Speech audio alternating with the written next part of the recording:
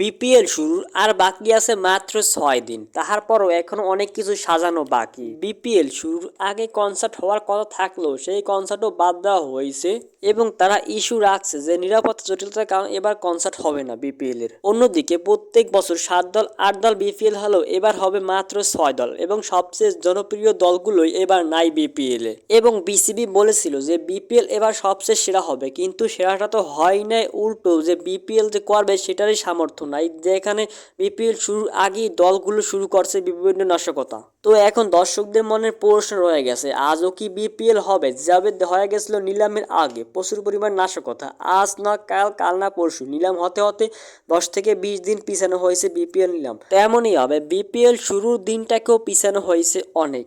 আজও কি বিপিএল হবে 26 তারিখ, নাকি 26 তারিখ থেকে বিপিএল আরও পিছানো হবে সেটাও নিয়ে এখনো সন্দেহ আছে দর্শকরা। এবং আগামীকাল থেকে টিকিট কিনতে পারবেন আপনারা বিপিএল।